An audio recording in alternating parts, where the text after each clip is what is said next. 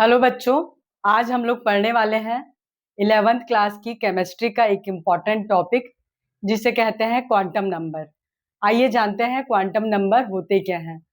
हम सब जानते हैं कि जितने भी तत्व हैं वो सूक्ष्मतम पार्टिकल, सबसे छोटा सा कण जिसे हम परमाणु कहते हैं, उससे मिलकर बने होते हैं।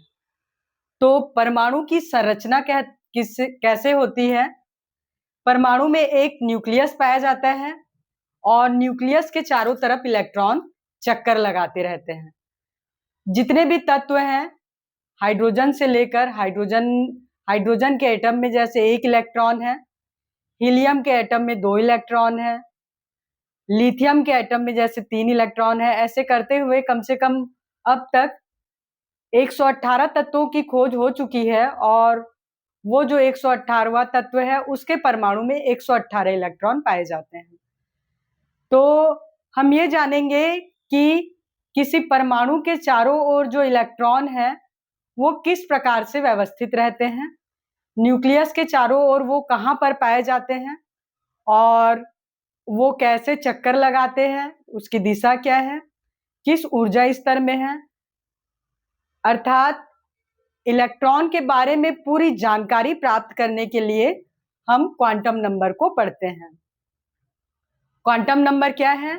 इलेक्ट्रॉन के बारे में पूरी जानकारी प्राप्त करने के लिए इलेक्ट्रॉन नंबर की खोज हुई या इलेक्ट्रॉन नंबर अस्तित्व में आए। सबसे पहला क्वांटम नंबर है principal quantum number. Principal quantum number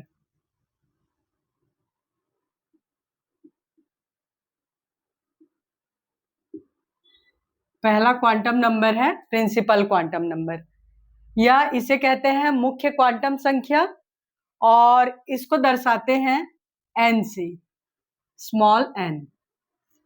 ठीक, प्रिंसिपल क्वांटम नंबर या मुख्य क्वांटम संख्या से इलेक्ट्रॉन के बारे में क्या जानकारी मिलती है?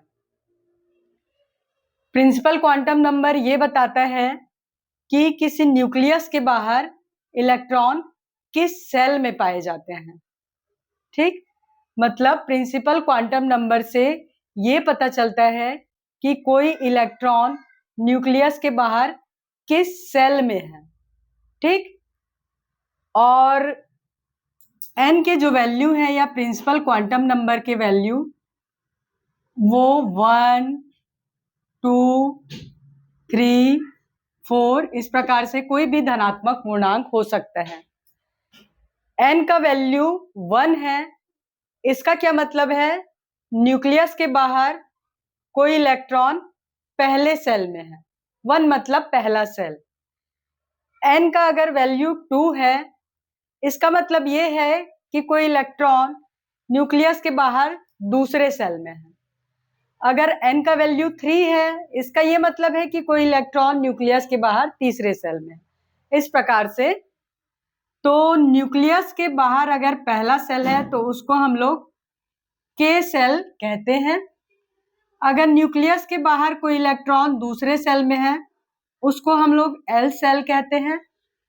अगर तीसरे सेल में है उसको हम लोग m सेल कहते हैं। अगर चौथे सेल में है उसको हम लोग n सेल कहते हैं। ठीक, इस प्रकार से प्रिंसिपल क्वांटम नंबर से हमें क्या पता चलता है कि कोई इलेक्ट्रॉन न्यूक्लियस के बाहर किस सेल में है। अब हम लोग एकदम जनरल सा एक एग्जांपल लेते हैं कि हम लोग क्वांटम नंबर को किस तरह से यूज करेंगे। ठीक, किसी व्यक्ति के एड्रेस के बारे में, यदि किसी बिल्डिंग में हमको पता लगाना है कि कोई व्यक्ति किसी बिल्डिंग के कहाँ पर रहता है। ठीक, तो बिल्डिंग का हम लोग एक परमाणु समझ लेंगे। तो बिल्डिंग में क्या है, बहुत सारे फ्लोर होंगे, उस फ्लोर में बहुत सारे क्वार्टर्स होंगे, उस क्वार्टर के अंदर भी बहुत सारे कमरे होंगे। इस तरह से क्वांटम नंबर हमको इलेक्ट्रॉन तक पहुंचने का एक क्या है, रास्ता दिखाता है। बिल्डिंग का मतलब हम लोग परमाणु से समझ लेंगे, फ्लोर मतलब हम लोग समझ लेंगे कि इलेक्ट्रॉन किस सेल में है, फ्लोर का मतलब।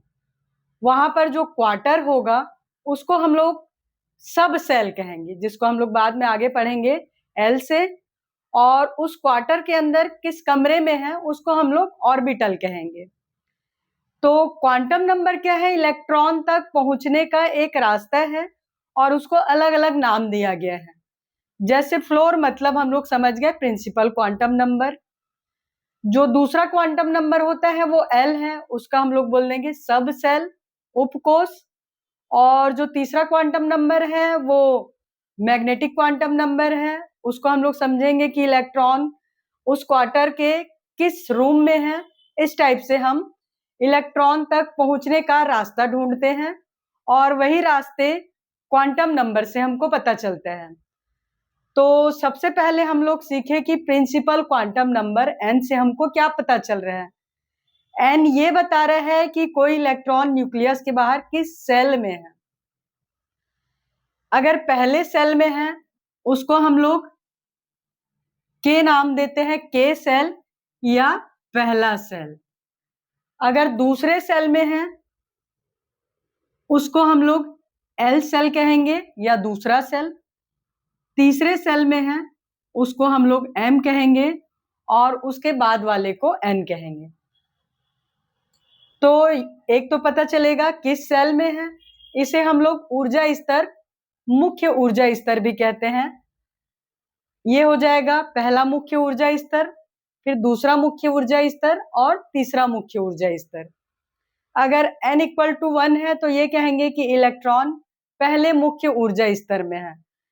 n इक्वल टू 2 है, इसका मतलब है वो दूसरे मुख्य ऊर्जा स्तर में है। तो नंबर ऑफ, जैसे n का अगर नंबर बढ़ते जाएगा इसका मतलब है कि यहां से न्यूक्लियस से जो इलेक्ट्रॉन है उसकी दूरी बढ़ते जाएगी। जैसे अगर कोई इलेक्ट्रॉन पहले सेल में है यहां पर, इसका मतलब है कि वो न्यूक्लियस के पास में है। अगर दूसरे सेल में इलेक्ट्रॉन, मतलब इलेक्ट्रॉन की दूरी न्यूक्लियस से पहले सेल से थोड़ी ज्यादा दूर है। अगर तीसरे सेल में इलेक्ट्रॉन है तो उसकी दूरी न्यूक्लियस से थोड़ी और बढ़ गई। और जैसे जैसे न्यूक्लियस से इलेक्ट्रॉन की दूरी बढ़ते जाती है उसकी ऊर्जा भी बढ़ते जाती है। सबसे पहले सेल में जो इलेक्ट्रॉन रहेगा उसकी ऊर्जा कम रहेगी और उसके बाद दूसरे सेल, तीसरे सेल में जो इलेक्ट्रॉन पाए जाएंगे उनकी ऊर्जा पहले सेल की अपेक्षा बढ़ती जाएगी। तो क्या क्या पता चल रहा है? अगर n का वैल्यू 1 है मतलब वो पहले सेल में है, पहले मुख्य ऊर्जा स्तर में है।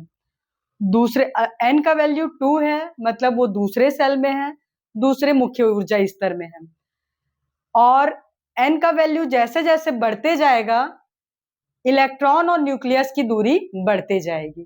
ठीक, और क्या पता चलेगा n से कि किसी सेल में मैक्सिमम कितने इलेक्ट्रॉन रह सकते हैं। इसके लिए एक फॉर्मूला है 2n²।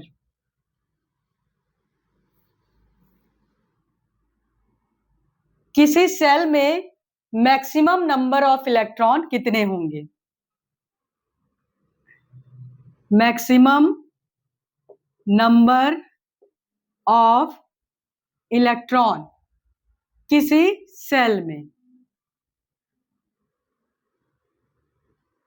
इसके लिए जो फॉर्मूला है वो है 2n²। अब यहां पर n के बदले हम लोग 1, 2, 3, 4 ऐसा रखते जाएंगे। मान लो हमें ये जानना है कि पहले सेल में कितने इलेक्ट्रॉन हैं। हमको जानना है कि नंबर ऑफ इलेक्ट्रॉन पहले सेल में कितने हैं।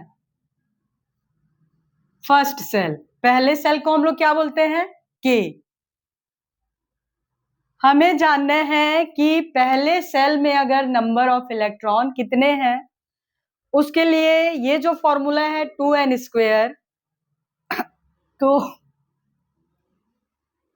n के बदले हम लोग 1 रख देंगे। ठीक, n के बदले हम लोग यहाँ पे 1 रख देंगे और इसका वैल्यू आ जाएगा 2। इससे ये पता चल रहा है कि पहले सेल में नंबर ऑफ इलेक्ट्रॉन होंगे 2। पहले सेल में 2 इलेक्ट्रॉन पाए जाएंगे, हमको इस फॉर्मूला से पता चला। अगर अब हमें पता करना है कि नंबर ऑफ इलेक्ट्रॉन दूसरे सेल में कितने हैं, सेकेंड सेल, जिसको हम लोग क्या बोले हैं, एल, यहाँ पे 2 इंटू हम लोग रख देंगे 2 स्क्वायर दूसरे सेल के लिए, तो यहाँ पे नंबर ऑफ इलेक्ट्रॉन आ जाएगा 8। इसका ये मतलब है किसी भी परमाणु के दूसरे सेल में मैक्सिमम 8 इलेक्ट्रॉन रहेंगे। इसको हम लोग इस तरह से डिनोट कर लेंगे, 1 2 3 4 5 6 7 8। तो क्या पता चल रहे हैं, पहले सेल में मैक्सिमम नंबर ऑफ इलेक्ट्रॉन होंगे 2। 2 ही इलेक्ट्रॉन रह सकते हैं, चाहे वो कोई भी परमाणु हो, उसके पहले सेल में मैक्सिमम 2 ही इलेक्ट्रॉन रह सकते हैं। अगर दूसरा सेल देखेंगे, चाहे किसी भी परमाणु के लिए, दूसरे सेल में मैक्सिमम नंबर ऑफ इलेक्ट्रॉन होंगे 8। इस प्रकार से अगर हम n का वैल्यू यहाँ पर 3 रखेंगे, तो तीसरे सेल के लिए मैक्सिमम नंबर ऑफ इलेक्ट्रॉन निकल कर जो आएगा वो आ जाएगा तीसरे सेल के लिए 18, और चौथे सेल के लिए जो मैक्सिमम नंबर ऑफ इलेक्ट्रॉन निकल कर आएगा वो आएगा 32। ठीक, इस प्रकार से हमने क्या जाना, क्वांटम नंबर इलेक्ट्रॉन को समझाने के लिए ही ये शब्द आया है क्वांटम नंबर। सबसे पहला क्वांटम नंबर है प्रिंसिपल क्वांटम नंबर, जो इलेक्ट्रॉन के एड्रेस को बता रहा है कि न्यूक्लियस के बाहर इलेक्ट्रॉन किस सेल में है। ठीक, किस सेल, इसको हम लोग कोष कहते हैं, या इसको हम लोग मुख्य ऊर्जा स्तर भी कहते हैं। n के वैल्यू कोई भी क्या है, पॉजिटिव इंटीजर या धनात्मक पूर्णांक ही होगा, 1 2 3 4, जिसको हम लोग k l m n आदि ये जो अल्फाबेट है उससे डिनोट किए हैं। एक तो हमको ये पता चला है कि इलेक्ट्रॉन न्यूक्लियस से कितनी दूरी पर है, ठीक, और दूसरा ये पता चलता है कि किसी सेल में मैक्सिमम नंबर ऑफ इलेक्ट्रॉन कितने हो सकते हैं। तो प्रिंसिपल क्वांटम नंबर हमें सेल के बारे में बताता है या कोष के बारे में बताता है। अब देखेंगे हम दूसरा क्वांटम नंबर, जिसे हम लोग कहते हैं एजीमुथल क्वांटम नंबर या द्विगंशी क्वांटम संख्या या कोणीय संवेग क्वांटम संख्या। दूसरा क्वांटम नंबर है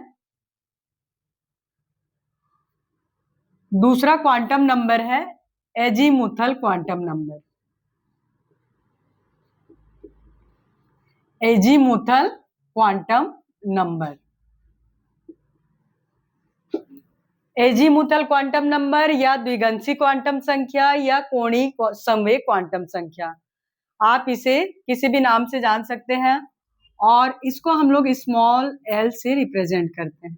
ठीक, तो पहले क्वांटम नंबर मतलब प्रिंसिपल क्वांटम नंबर से हम ये जान रहे थे कि इलेक्ट्रॉन न्यूक्लियस के बाहर किस सेल में है।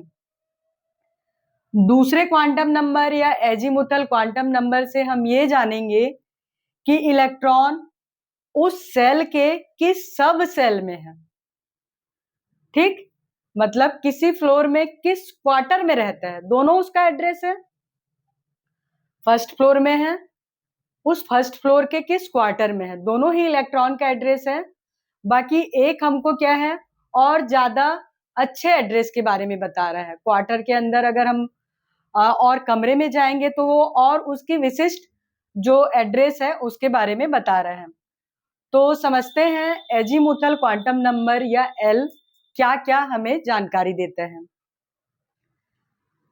एल हमको ये बताता है कि कोई इलेक्ट्रॉन किसी सेल के अंदर, चाहे पहला सेल हो, दूसरा सेल हो, तीसरा सेल हो, उस सेल के अंदर किस सब सेल में है, किसी कोष में किस उपकोष में कोई इलेक्ट्रॉन पाया जाएगा, ये जानकारी हमको मिलती है एजीमुथल क्वांटम नंबर या एल से। ठीक, कोई इलेक्ट्रॉन किसी कोष में, किसी कोष के किस उपकोष में पाया जाएगा, ये क्वांटम नंबर बताता है एल।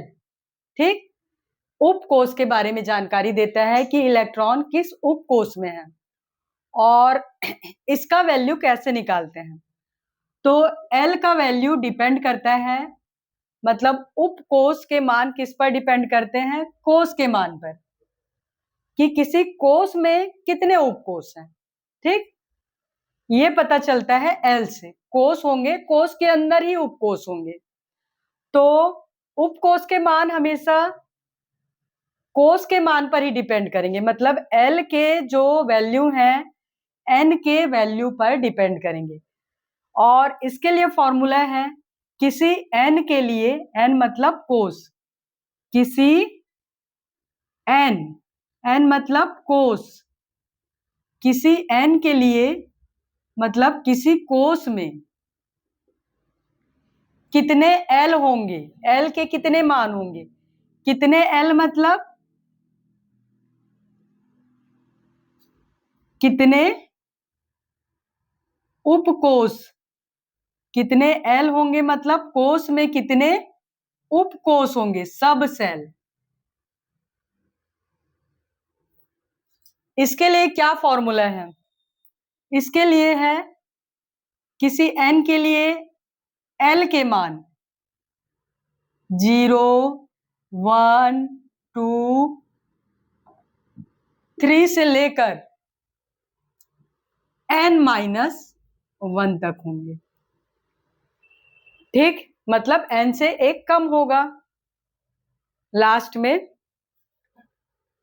किसी n के लिए मतलब किसी कोष में कितने उपकोष पाए जाएंगे, ये L से पता चलेगा। अब एग्जाम्पल देखने से समझ में आएगा आपको। जैसे पहला सेल है, पहला सेल जिसको हम लोग क्या बोलते हैं, के सेल। के सेल में या पहले सेल में कितने सब सेल होंगे, इसके लिए फॉर्मूला हमारे पास है, L के वैल्यू 0 से लेकर n-1 तक होंगे। तो पहले सेल के लिए n इक्वल टू क्या होता है, पहला सेल है मतलब 1। यहाँ पे हमने देखा है पहला सेल है मतलब n का वैल्यू होगा 1, तो यहां हमने लिख दिया अगर n का वैल्यू 1 है मतलब ये पहला सेल है। इसमें अब L का वैल्यू निकालते हैं। L का वैल्यू क्या है, 0 से लेकर n-1 तक होगा, तो 0 हो गया और n-1 मतलब क्या हो जाएगा, 1-1, ये क्या है n-1, 1-1 मतलब 0। तो हमें क्या पता चल रहा है, पहले सेल में एक ही उपकोष होगा या सब सेल होगा जिसका वैल्यू होगा 0 और उसे हम लोग नाम देंगे S सब सेल या S उपकोष।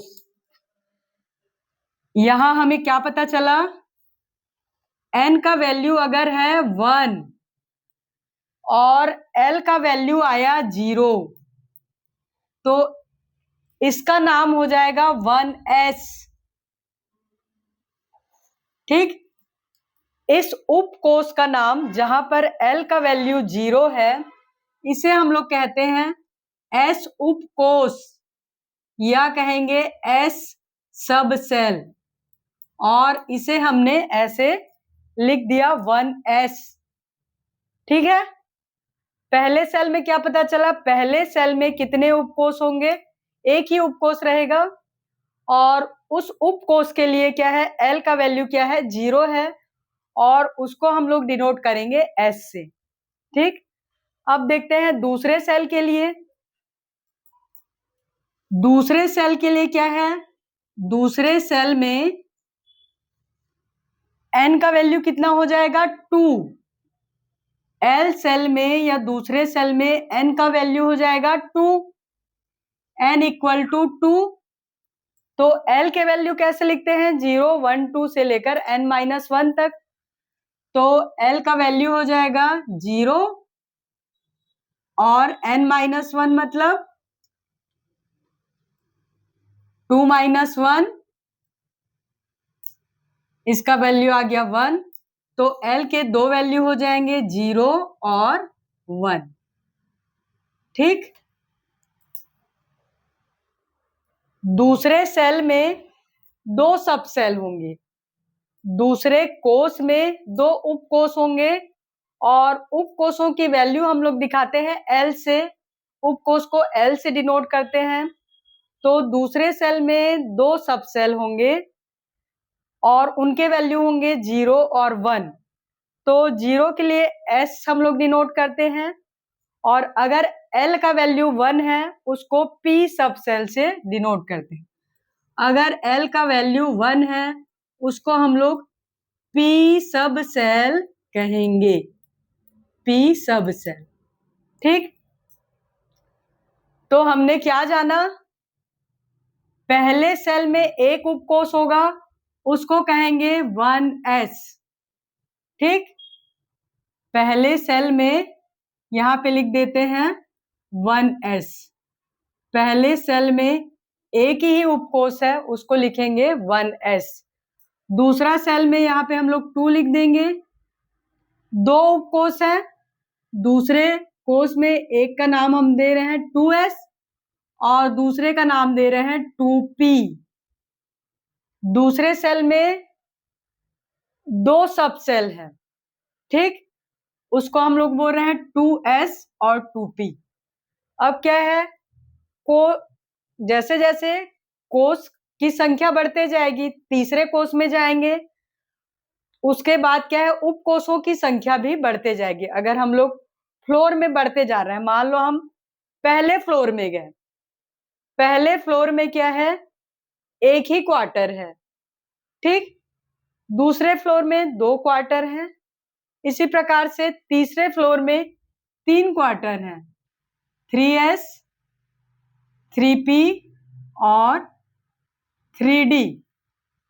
और चौथे कोष में 4 क्वार्टर हैं, 4s 4p 4d और 4f। ये क्या है उपकोष है। ठीक। तो यहां से हमने क्या जाना, किसी कोष में कितने उपकोष होंगे ये हमको पता चलता है एजीमुथल क्वांटम नंबर से। टोटल 4 उपकोष के बारे में जानकारी मिलती है हमें और 4 उपकोष के जानने से ही आप केमिस्ट्री को पढ़ लेंगे। अगर L का वैल्यू 0 है इसका मतलब है S उपकोष, S सब सेल, चाहे वो कोई भी परमाणु हो। अगर L का वैल्यू 0 है तो वो हो जाएगा S उपकोष। ये क्या है, इलेक्ट्रॉन को बताता है। अगर किसी इलेक्ट्रॉन के L का वैल्यू 0 है मतलब वो S उपकोष में है। अगर कोई इलेक्ट्रॉन L इक्वल टू 1 इस उपकोष में है उसका नाम हम लोग देते हैं P उपकोष। कोई भी इलेक्ट्रॉन, किसी भी परमाणु का कोई भी इलेक्ट्रॉन अगर L इक्वल टू 1 में है मतलब वो P उपकोष में है। अगर L का वैल्यू 2 है इसको हम लोग दिखाते हैं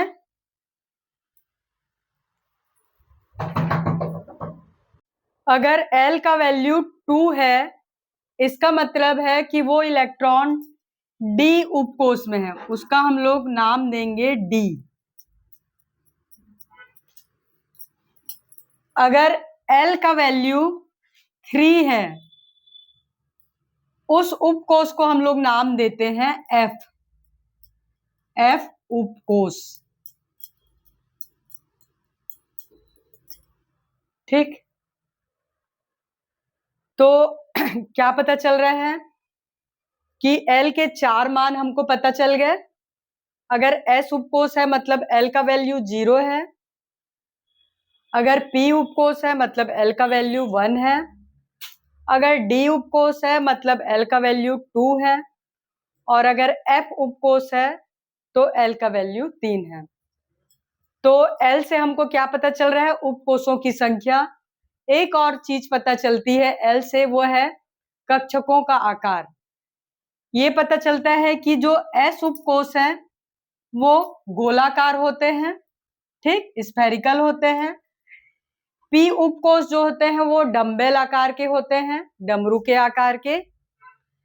जो डी उपकोष है वो होते हैं डबल डम्बेल आकार के हैं। वो हम आगे की क्लासेस में देखेंगे कि उनके शेप कैसे होते हैं। ये एस उपकोष है, एस ऑर्बिटल है ये, ठीक, ये गोलाकार है। जो पी ऑर्बिटल होते हैं वो डम्बेल आकार के होते हैं, ठीक, और जो डी ऑर्बिटल होते हैं वो डबल डम्बेल आकार के होते हैं। एफ ऑर्बिटल्स क्या है? कॉम्प्लिकेटेड इनके स्ट्रक्चर होते हैं और बहुत सारे ऑर्बिटल्स होते हैं, डिफ्यूज्ड रहते हैं वो। तो हमारा काम इन 4 उपकोष के बारे में जानने से चल जाएगा और 4 ऑर्बिटल्स के बारे में जानने से चल जाएगा, ठीक। और क्या पता चलता है एजीमुथल क्वांटम नंबर से कि उपकोष में कितने इलेक्ट्रॉन रह सकते हैं? उसके लिए फॉर्मूला है 2l+1। किसी उपकोष में कितने इलेक्ट्रॉन पाए जाएंगे? उसके लिए फॉर्मूला है 2l+1। एल का वैल्यू हम 0, 1, 2, 3 रखते जाएंगे और हमें नंबर ऑफ इलेक्ट्रॉन पता चल जाएगा किसी सब सेल या उपकोष में। किसी उपकोष में मैक्सिमम नंबर ऑफ इलेक्ट्रॉन इस फॉर्मूला से पता चल जाएगा। अगर पहले उपकोष के लिए देखें तो एल का वैल्यू अगर हम लोग रखेंगे 0, एल का वैल्यू अगर 0 रखेंगे तो पहले उपकोष में कितने इलेक्ट्रॉन आ जाएंगे? ठीक, तो इसका वैल्यू आ जाएगा 2। पहले उपकोष में नंबर ऑफ इलेक्ट्रॉन निकल कर आए 2 इस फॉर्मूला से। अगर L का वैल्यू 1 है मतलब दूसरा उपकोष L = 1।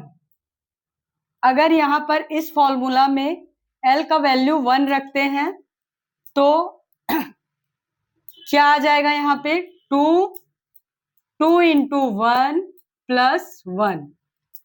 यहां पे नंबर ऑफ इलेक्ट्रॉन कितना आ जाएगा?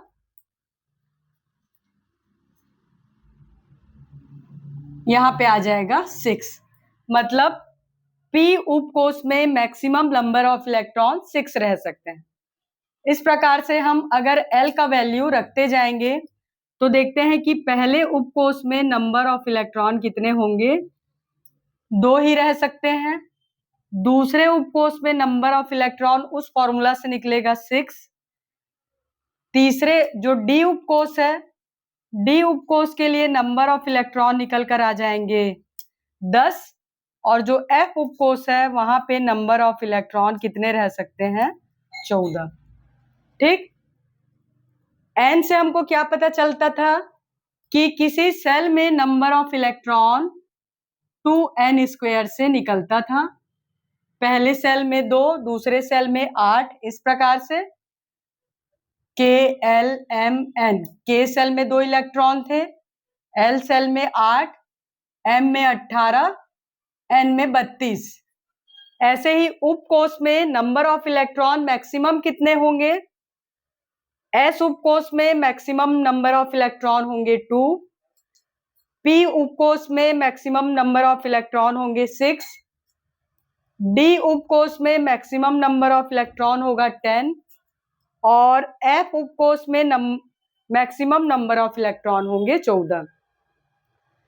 तो एजीमुथल क्वांटम नंबर से क्या पता चल रहा है कि कोई इलेक्ट्रॉन किस उपकोष में है और कक्षकों का आकार कैसा है, किसी सेल में कितने सब सेल होंगे, ये भी एजीमुथल क्वांटम नंबर से पता चल गया कि पहले सेल में एक उपकोष होगा 1s, दूसरे सेल में 2 उपकोष हैं 2s 2p, तीसरे सेल में 3 उपकोष हैं 3s 3p 3d, चौथे सेल में 4 उपकोष हैं 3s 3p 3d 3f।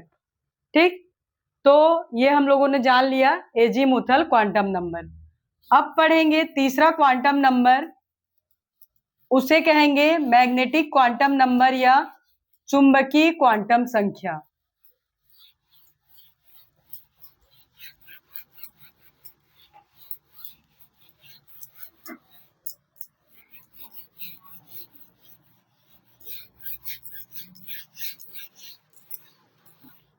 अभी तक हम लोग क्या है, न्यूक्लियस के बाहर कोई इलेक्ट्रॉन कहां पर स्थित है, कहां पर रह रहा है, कहां चक्कर लगा रहा है, इसके बारे में जान रहे हैं।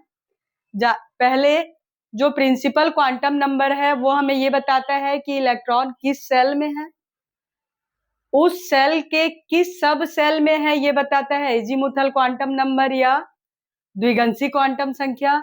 अब जो हम लोग तीसरा क्वांटम नंबर पढ़ने जा रहे हैं उसका नाम है magnetic quantum number. Magnetic quantum number ये हमें बताएगा कि कोई इलेक्ट्रॉन किसी उपकोष के किस कक्षक में है, किस ऑर्बिटल में है, और इसको हम लोग दिखाएंगे m से, ठीक, या ml से भी दर्शाते हैं। और ये बताता है कि कोई इलेक्ट्रॉन किसी उपकोष के किस ऑर्बिटल में है। मतलब अगर कोई बिल्डिंग है तो प्रिंसिपल क्वांटम नंबर हमें फ्लोर का पता दे रहा है, उस फ्लोर में किस क्वार्टर में है ये बता रहा है एजीमुथल क्वांटम नंबर, और उस क्वार्टर के किस रूम में है वो बता रहा है मैग्नेटिक क्वांटम नंबर या m। तो इलेक्ट्रॉन कहां पर है ये सब हमको किससे पता चल रहा है, क्वांटम नंबर से। और क्या बताता है मैग्नेटिक क्वांटम नंबर कि जो ऑर्बिटल है उसका ओरिएंटेशन का है, वो किस दिशा में झुका हुआ है, x axis, y axis, z axis. Magnetic quantum number हमें दो चीजों के बारे में बता रहा है कि कोई इलेक्ट्रॉन किसी उपकोष के किस ऑर्बिटल में है और उसका ओरिएंटेशन कैसा है, वो किस दिशा में झुका हुआ है। ठीक, तो किसी उपकोष में कितने ऑर्बिटल हैं ये बताता है मैग्नेटिक क्वांटम नंबर, ऑर्बिटल्स। और ऑर्बिटल में मैक्सिमम नंबर ऑफ इलेक्ट्रॉन 2 ही रह सकते हैं। ठीक है, तो पहले उपकोष के लिए देखेंगे मैक्सिमम ऑर्बिटल कितने होंगे।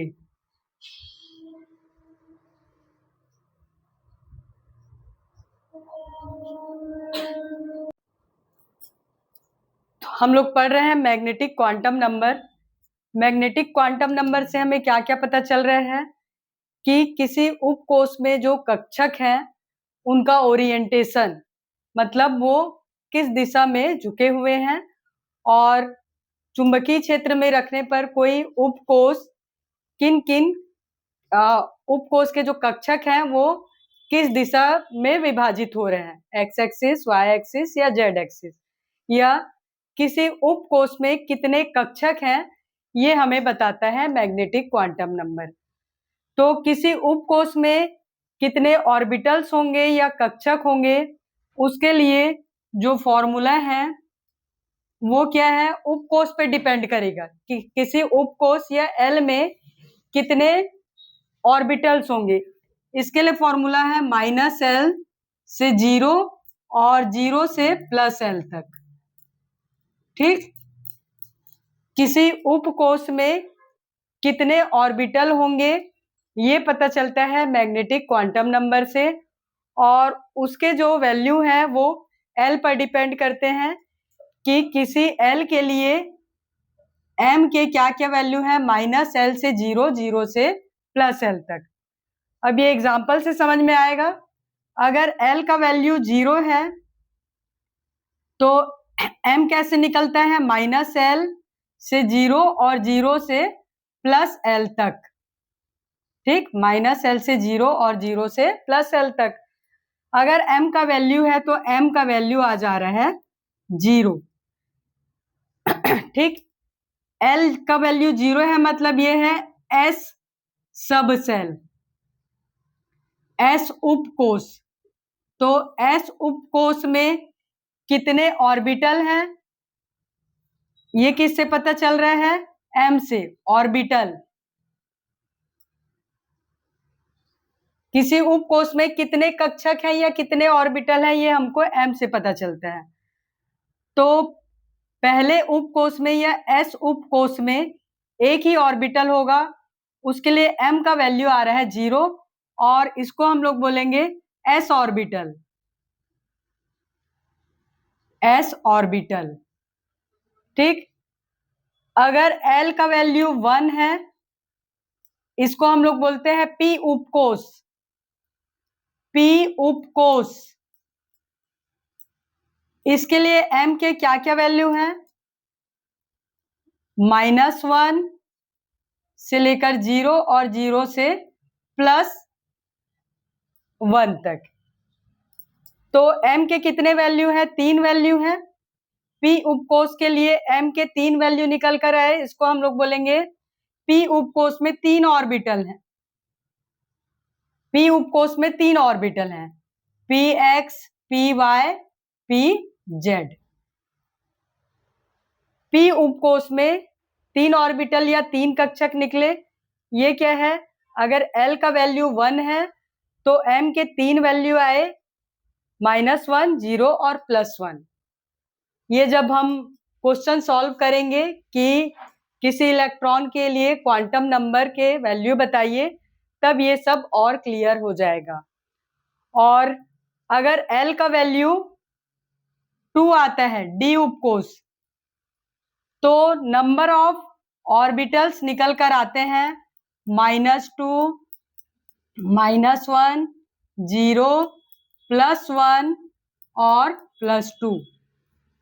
तो टोटल नंबर, अगर l का वैल्यू 2 है मतलब d उपकोष, d उपकोष में कितने ऑर्बिटल्स होंगे ये पता चल रहा है, 5 ऑर्बिटल्स होंगे जिनके वैल्यू -2, -1, 0, +1, +2।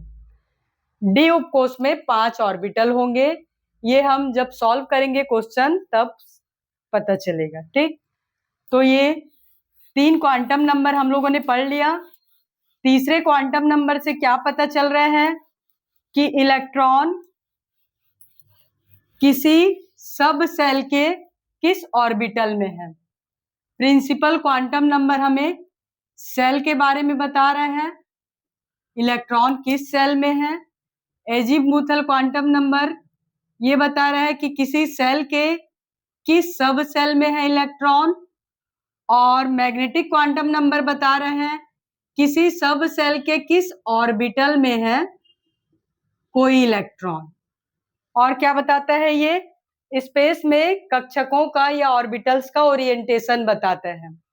और चुंबकीय व्यवहार भी मैग्नेटिक क्वांटम नंबर से पता चलता है कि किसी परमाणु को जब हम चुंबकीय क्षेत्र में रखते हैं तो उनके कक्षक किन किन दिशाओं में विभाजित हो जाते हैं, x axis, y axis, z axis. तो ये 3 क्वांटम नंबर हम लोगों ने पढ़ लिया। अब है लास्ट क्वांटम नंबर जिसे हम लोग कहते हैं स्पिन क्वांटम नंबर। फोर्थ और लास्ट क्वांटम नंबर का नाम है स्पिन क्वांटम नंबर, और इसको हम लोग डिनोट करते हैं स्मॉल s से। जिस प्रकार से हमारी पृथ्वी सूर्य के चारों ओर चक्कर लगाने के साथ साथ अपने एक्सिस पर भी चक्कर लगाती है, उसी प्रकार से कोई इलेक्ट्रॉन न्यूक्लियस के चारों ओर चक्कर लगाने के साथ साथ अपने एक्सिस पर भी वो घूमता रहता है। उसी अपने एक्सिस पर घूमता है, उसे हम लोग कहते हैं चक्रण क्वांटम नंबर। जिस प्रकार से वो घूम रहा है, एक तो वो क्या कर रहा है, कक्षक में घूम रहा है, ठीक, और दूसरा स्वयं के अक्ष पर भी वो घूम रहा है। दो प्रकार से ये चक्कर लगा रहे हैं। उसके चक्रण को समझने के लिए हम लोग स्पिन क्वांटम नंबर के बारे में जानेंगे। तो इलेक्ट्रॉन न्यूक्लियस के बाहर या तो क्लॉकवाइज घूमेगा या एंटी क्लॉकवाइज। इलेक्ट्रॉन का जो चक्रण है या इलेक्ट्रॉन न्यूक्लियस के बाहर कैसे चक्कर लगाएगा, या तो घड़ी की दिशा में घूमेगा या घड़ी की विपरीत दिशा में घूमेगा, क्लॉकवाइज या एंटी क्लॉकवाइज। अगर इलेक्ट्रॉन क्लॉकवाइज चक्कर लगा रहा है न्यूक्लियस के बाहर, उस इलेक्ट्रॉन को हम इस प्रकार से डिनोट करते हैं और उसके लिए S का वैल्यू निकलता है +½ और अगर इलेक्ट्रॉन न्यूक्लियस के बाहर घड़ी की विपरीत दिशा में घूम रहा है या एंटी क्लॉकवाइज घूम रहा है, उसके लिए हम लोग इलेक्ट्रॉन को इस प्रकार से डिनोट करते हैं और इसका वैल्यू आ जाता है -½ ठीक, ये सीधा एरो है और ये उल्टा एरो। दो ही प्रकार से क्या है, स्पिन क्वांटम नंबर के दो ही वैल्यू हैं। या तो इलेक्ट्रॉन क्लॉकवाइज चक्कर लगा रहा है, उसके लिए S का वैल्यू है +½ या तो इलेक्ट्रॉन एंटी क्लॉकवाइज चक्कर लगा रहा है, उसके लिए S का वैल्यू है -½ जब हम किसी इलेक्ट्रॉन के लिए क्वांटम नंबर निकालेंगे या निकालना सीखेंगे, तब हमको ये चारों क्वांटम नंबर और भी क्लियर हो जाएंगे। ठीक, तो आगे की क्लासेस में हम क्वेश्चन सॉल्व करेंगे और किसी भी इलेक्ट्रॉन के लिए, चाहे वो कोई भी परमाणु हो, उस इलेक्ट्रॉन के लिए चारों क्वांटम नंबर जब हम उसकी वैल्यू निकालेंगे, उसके बाद ये सब चीजें और भी क्लियर हो जाएंगी। ठीक, तो किसी ऑर्बिटल में मैक्सिमम 2 ही इलेक्ट्रॉन रह सकते हैं जिनके चक्रण क्या है, विपरीत होंगे। एक क्लॉकवाइज चक्कर लगाता है और दूसरा इलेक्ट्रॉन एंटी क्लॉकवाइज। तो हम लोगों ने चारों क्वांटम नंबर पढ़ लिए। चारों क्वांटम नंबर हमें इलेक्ट्रॉन का एड्रेस ही बता रहे हैं। पहला क्वांटम नंबर से हमें ये पता चलता है कि इलेक्ट्रॉन किस सेल में है। दूसरे क्वांटम नंबर से पता चला कि इलेक्ट्रॉन उस सेल के किस सब सेल में है। तीसरे क्वांटम नंबर से हमें ये पता चलता है कि कोई इलेक्ट्रॉन उस सब सेल के किस ऑर्बिटल में है। और चौथे क्वांटम नंबर या स्पिन क्वांटम नंबर से हमें ये पता चला कि उस ऑर्बिटल में जो इलेक्ट्रॉन है उसका स्पिन कैसा है, वो कैसे चक्कर लगा रहा है, क्लॉकवाइज घूम रहा है या एंटी क्लॉकवाइज घूम रहा है। तो आज के क्लास में बस इतना ही। आगे के क्लास अब हम नेक्स्ट वीडियो में देखेंगे। Thank you.